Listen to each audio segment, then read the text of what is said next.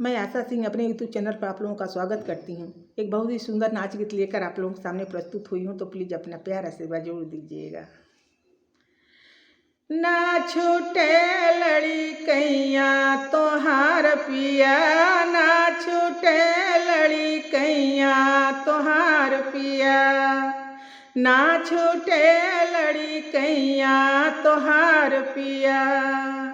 बागो लगाया बगीचा लगाया, बागो लगाया बगीचा लगाया, अरे तोड़यान क्यों ने बुलवा हमार पिया, तोड़यान क्यों ने बुलवा हमार पिया।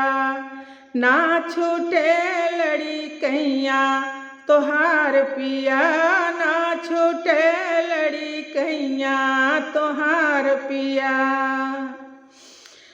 इनर सगरा खोदाया तलाबा खोदाया, सगरा खोदाया तलाबा खोदाया, अरे पियान क्यों गेढ़ुआ हमार पिया, पियान क्यों गेढ़ुआ हमार पिया।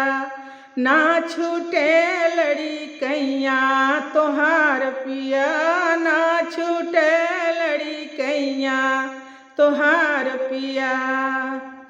फूलवा चुनिए चुनी सेज लगायो, फूलवा चुनिए चुनी सेज लगायो, अरे सोवयान क्यों से जरिया हमार पिया, सोवयान क्यों से जरिया हमार पिया।